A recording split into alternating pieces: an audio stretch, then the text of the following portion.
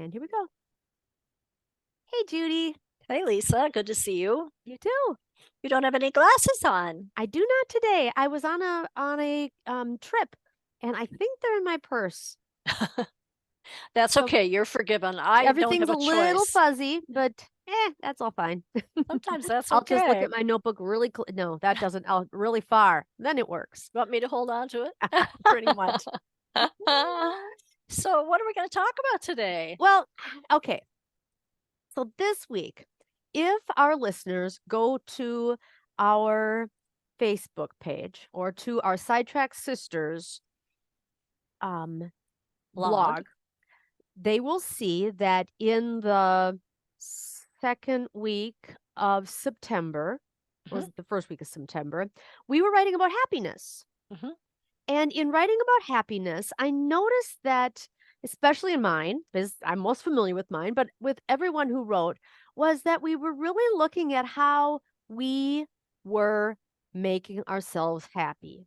mhm, That when we were recognizing our lives and happiness in our lives, it wasn't necessarily that we were always happy, but we mhm, recognized that we had a say in if we were happy or not.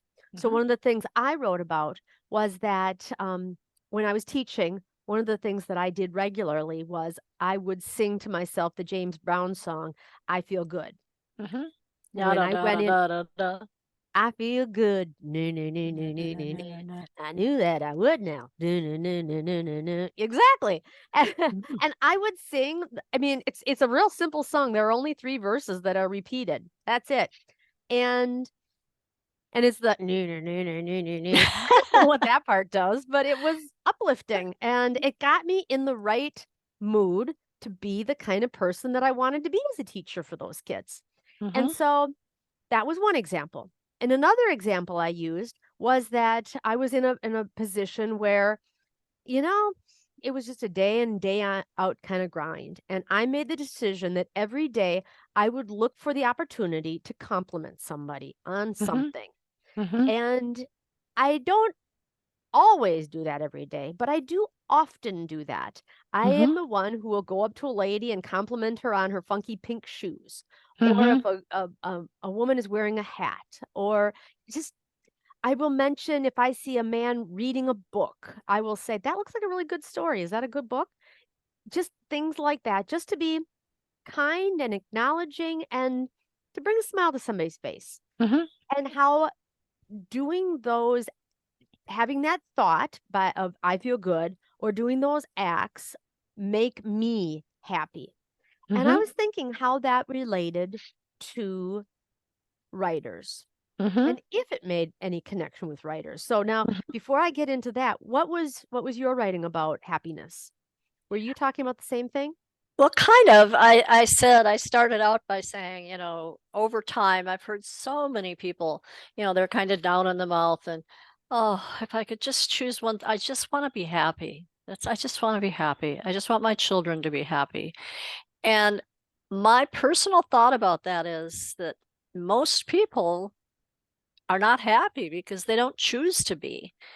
Because there's nothing that says you can't be dealing with situations or dealing with Mhm, issues or dealing mhm. with solving problems Yep. and still come at them with an attitude of happiness, Yes. because that's a choice we get to make.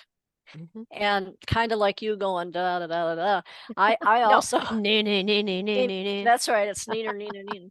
um I remember the musical Chicago, where the narrator would always move into the next scene by saying showtime, and showtime meant you leave your Mhm. problems at the door, put a smile on your face, shoulders back, and you Yeah. move into what Oh, has to be done. And so now it's showtime, and your showtime presentation mhm, is a good one. It shows your mhm. upbeat and all that kind of thing. So, throughout my writing, that's basically what I said. And I also said it doesn't mean that there aren't things in my life that could bring me down and could make me sad and all of that. And I think that's common. I think people have those things. But I also think that if they are honest with themselves and say, does this need to make me miserable? The answer to that would be no, not really. I can still choose to be happy even though I have these issues in my life, because everybody's got their stuff, right? Everybody's got their shit. Exactly.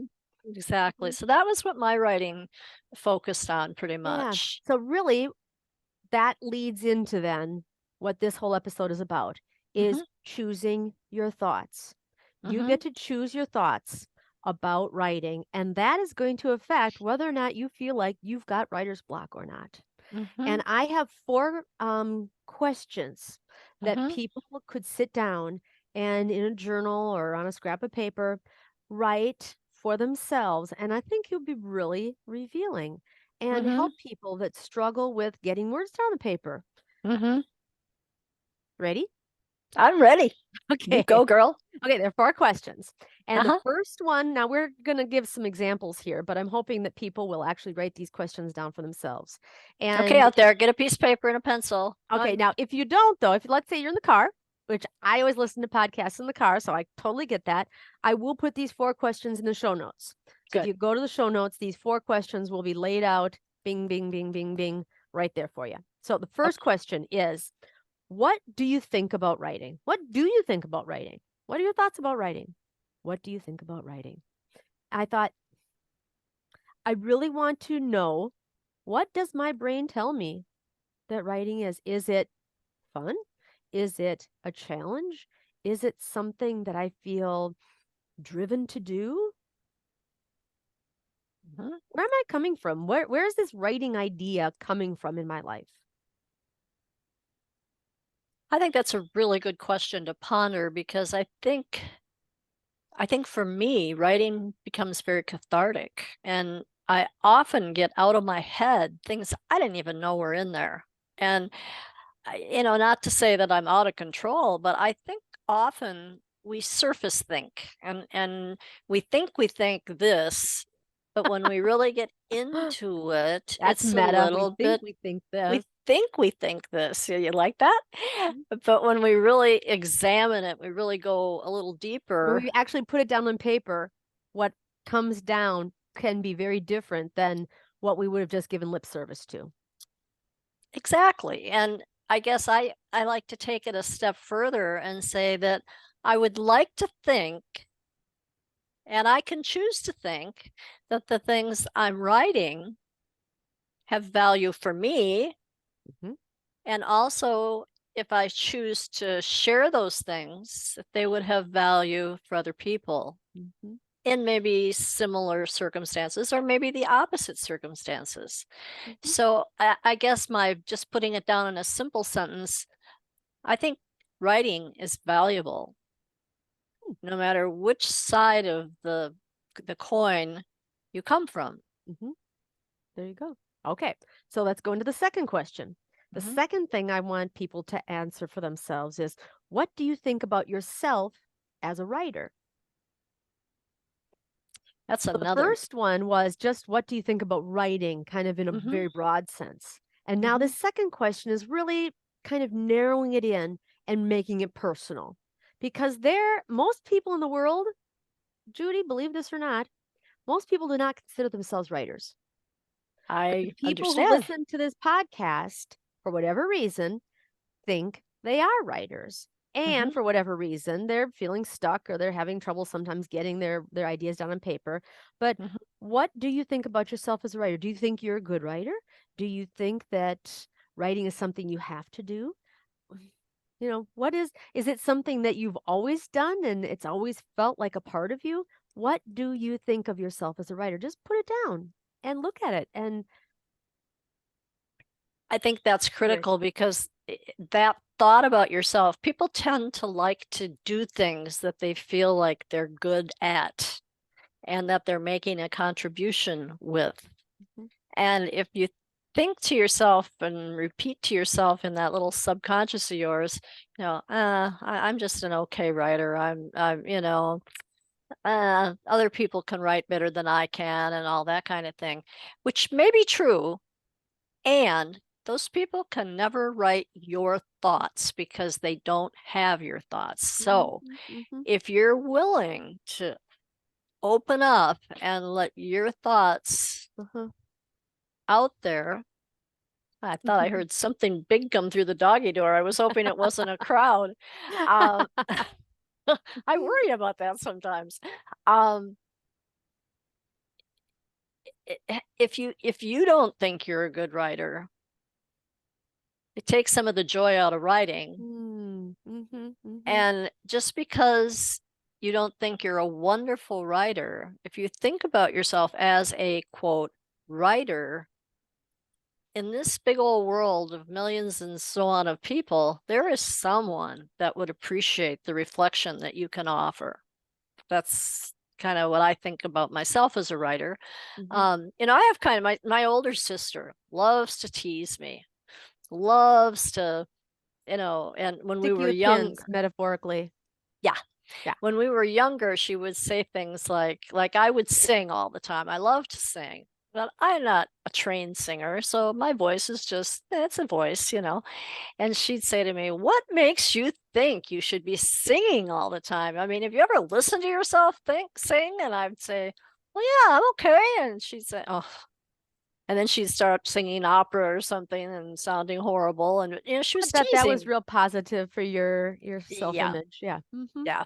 And she'd love to do that and see me kind of go, like that, because I always believed everything she said. She was my big sister, so she wouldn't want to hurt me, right? Right. And if she's watching this, I'll remind her of that down the Mhm. road. But sometimes you have to know how you think of yourself as a writer because not everyone in your life is going to support that. Right. You Yeah. know, Yep. and Mhm. I think your next question has something to do with that. Yeah. So that brings us to question number 3. Yeah. Question number 3 is, what have your people taught you about writing? And that's when I say, what have your people, I mean parents, siblings, teachers. Mhm. And right along there, I mean, for me, my experience with writing has always been, people just look at me and it's like something that I've always just done. Mhm. People have never made a big thing about my writing. Mhm. Um, I've always just gotten a lot of self, of a feeling of self-fulfillment almost from writing. I like having a journal. It just feels, I've always felt driven to have a journal. I always wanted to have a journal Mhm. just for me. Mhm. And over the years, people have commented of what I've written and how they've connected with it. Mhm. Um, so I've gotten some positive random comments, but my parents never said much. Teachers, it was nothing extraordinary. Mhm. But you, on the other hand, have quite a different story.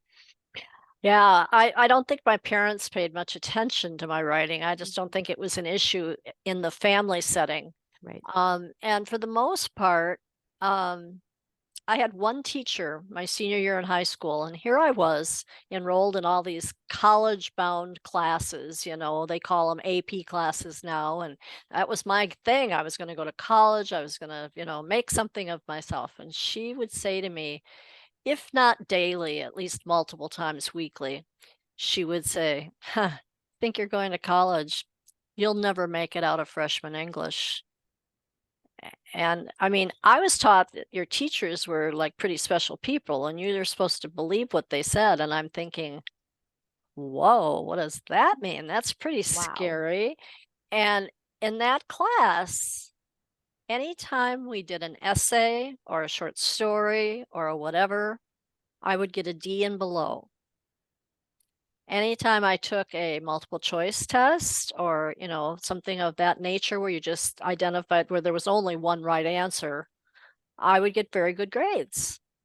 And so, to make a long story short, my mother and the teacher and I worked it out so that the head of the English department would review any of my written work and he would grade it. And whichever grade was better was the grade I would get. And that's the only way I passed freshman English. Yeah. I took lots of classes, Mm. random classes at community college and, things like that going through my early life. But I never even thought about taking freshman English until I was 40 years old. And Mhm. I went in there absolutely terrified. Terrified. And I mean, I can't believe I let this person have such control over me. But Power. it's Incredible power. Yeah. yeah, it's power. And it was repeated and repeated and repeated and repeated. So it It had was hammered in. such Mhm. yeah, it had such an effect on me. And I actually sat down on the third day of class and I shared this with my instructor. And Mhm. she was absolutely horrified. She just couldn't believe that a teacher of a high school senior would do that. But, she'd been a teacher for many, many years. And so we never figured out. My Mm. mom came and asked and talked and whatever to the teacher, which she seldom did. Mhm. Couldn't Mhm. figure out why, but she told me, she said, Judy, I don't know what's up with that, but she doesn't like you. She really doesn't Well, like you you. had said that perhaps one of the things was the fact that you were engaged your senior year of high school, and that hmm teacher did not think that was appropriate. Well, she was a spinster and she was probably 61 and had never married. And I mean, Mhm. that's not a problem. But after I graduated, like 10 years later, she got married. So I often wondered if our conversations would change. But the point of this Yeah. sharing is that I really did not think that I would ever do well in English at college level. And on the other side of that coin, in the interviews that I do for this podcast, I will often, if not always, ask the writers who hmm have published memoirs or published a piece of writing, um, have they always been a writer or have they had success previously in their writing? And almost everyone can point to a teacher, some kind of writing experience where somebody, published their story or they won an award or a teacher just really gave them, lots of attaboys that, hmm they were really doing something extraordinary and they really hmm liked that person's writing. So yeah, what your people tell you in your earlier life about your ability to write or not, or their opinion that you can't write, can hmm have a profound impact. Well, when I would sit down to write an essay or to write no matter what the class was, it didn't even have to be English. I would always have a really hard time getting into it. Mm. I guess you might call that my early writer's block because I think I'm just not very good at this, and so and so Mm. said, and blah blah blah, and so it Mhm. affected it. But I did along the way. I remember my seventh grade English teacher. We wrote fractured fairy tales. In other Mhm. words, we wrote fairy tales that modeled one of our early fairy tales, but that would be about today. And Sure. I wrote a fractured fairy tale called Fridgerella, and it was really kind of sweet. And she actually had it published in a little regional magazine that we put out in the English department, and she Mm. thought it was really good. So I had slivers of support, There you but go. the one that had the most Most impact impact. was this yucky one. And I had just had to set it aside. And by the way, I did really well in that English class at the college level. So I felt so, Vindicated. validated and vindicated. And yeah, it was such a good feeling. And it was like, oh, for heaven's sakes, I can have that put behind me now. I don't have to keep thinking about it. I can own it. Felt Mhm. good. Okay, so on to our last question.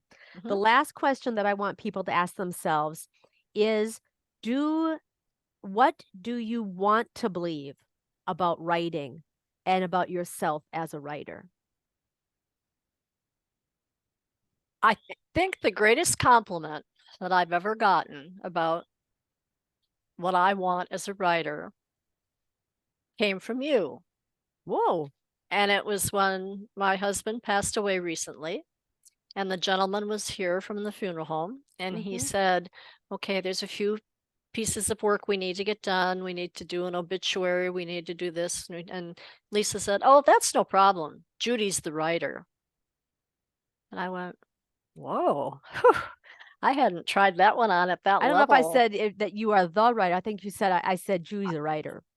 Judy's a writer, Yeah, Judy's a yeah, writer. because we're all writers, you know, all Mhm, four mhm, of us. mhm. So it was just like Really? Yeah, I was just like, "Oh, don't worry, Judy's a writer. She's got this." Yeah, totally. I was so lifted by that, and I Oh, thought, there is no way I'm going to let anybody down on writing this obituary, and it came from the heart, and I liked it. Now, some people mhm, didn't like mhm. it, but I really don't care. I Well, no, thought it you're was talking great. about two different things. You wrote an obituary, which was lovely, and you wrote a poem for Michael's Hmm. service. Then was the poem that some people, because you brought in his previous relationships, because it was Hmm. a poem about his life, Hmm. and they didn't know if that they didn't feel that that was necessarily appropriate, and we were Yeah. all like, "Let it go." Yes, Yeah, it was exactly. totally appropriate. Well, and I reread it a few times after that, and I thought, you know, It's all good. I I like this. wasn't given the assignment Mhm, to write the last 37 years. I was mhm. given the assignment to write a poem about his His life. life. Mhm. And, you Yeah. know, you Well, can't leave two-thirds of it out and have that still be yeah. successful, right? Well, but people do. If you look at obituaries, whole, I mean, oh, that people do that. We know that. People leave. I mean, if they're estranged from their an ex-spouse, that Hmm. entire, those decades are left out of the person's obituary. It's So, kind of like they went from high school to being 60 years old, you know, it's like, how did that happen? You know, yeah, exactly. so that was what, and going back to what you said, what I want to believe about myself as a Mhm, writer is that when I say to someone says to me in the elevator, "What do you do for a living?" mhm. And I say, "I'm a writer," Yeah. that feels genuine Yep. and good, and I understand that I'm speaking the truth. Mhm, mhm. And I had to do that recently, and when I did that, I thought, "Huh, I like that. You owned it," Yeah. you know, and Yeah. it felt good. And I thought, Mhm. what that means to me is that I take the time and put forth the effort to To put my put thoughts and words my on the feelings page. on paper. Yes. And for me, I feel that that is a success in my life. Yes. Totally. I mean, somebody at one point said, when I was reading lots of things about running, when I was training for the marathon, and they were talking about at what point do you call yourself a runner? And now I haven't run a marathon since I did 8 years ago. Mhm. And when I run, I, do this grandma jog, this mama jog. And so somebody said, if you run, you are a runner. That's as Mhm. simple as that. And so, literally, if you write, you are a writer. Absolutely. It's not complicated. And so that brought me to the last part. And I just want to offer some, as we through this episode have encouraged you to explore your thoughts. I would like to offer some thoughts that you might want to consider thinking about yourself as a Mhm. writer, because once you recognize that maybe not all the thoughts that you have in your brain are positive and going to bring you success in your writing endeavors, perhaps you might be on the lookout for some new thoughts to try Mhm. on for size, and maybe some of these thoughts might help. Are you ready? Okay. If Mhm. if I'm any of ready. these hit a nerve, definitely feel like jumping in and saying something. So the first one I have is thinking, I am guided. I'm being guided here. Mhm. Another one Mhm. is everything is as it should be. This is all Mm. exactly the way it should be. Mhm. The next one, my writing happens for me. Mhm. Mhm. That is so true. And you know, if you're fortunate enough that other people resonate with it, that's fine. But it Mhm, really doesn't matter mhm. because it's for you. It's It is. personal. Mhm. Another thought is it everything that I'm writing about was meant to happen the way it should, or the Mm. way that it did. everything that I'm writing about here, the things that are in memoir, I'm specifically thinking about, everything that Right. I'm writing about here happened the way it was supposed to happen. Happened the way Hmm. how it was supposed to happen. Happens the way it happened the way it should. Back to there's no coincidences. There's nothing by accident. Things happen the way they should. And And there are things that happen to us and for us because there's meaning and undercurrents of purpose that we don't necessarily know about at the time. mhm, there's lessons to be learned from every circumstance in our lives. And Mhm. if we stop and take the time to write about it and express about it, it makes that lesson even deeper. Yep. The next thought is I am exactly the kind of person and writer that I should be. Hmm. I'll drink to that. Of course. Everything happens right on time. Mhm. I was thinking about a writer that I interviewed recently, and she put her book away for a while and really just let it cook and felt like it had been put away too long. As a matter of fact, many memoirists will put their writing away for a while or do part of it and then stop for a while. And it's a start and stop process because sometimes it is really raw and Mhm. it's challenging to keep going at something that's constantly taking so much, causing you to be so real. Mhm. It And takes a that lot of energy from you, a lot of energy and feelings from you. You know, oh, it and can be that's a very thought too. tiring. That's a thought. Maybe you could think, I'm getting energy by participating in this process. Mhm. Okay, here's another Mhm. one. Um, Nothing is going wrong here. This is all part of the process. Nothing's going wrong here. Mhm. Another one is people are okay, this is a particular thought I wanted to offer to people who are worrying about what other people are going to think. We talked Okay. about that last episode about Mhm. what other people are going to think. And my thought there was people are allowed to behave the way they want, and I am allowed to behave the way I want. Mhm. Or people are allowed to believe and think what they want, and I am allowed to believe and think what I want. I think that's a very strong statement. I also think that that statement could lead to some very positive directions. In other words, if if you write something and it touches a nerve for another person and they have the courage and the fortitude to come to you and say, I read this and I had no idea that you were feeling that way.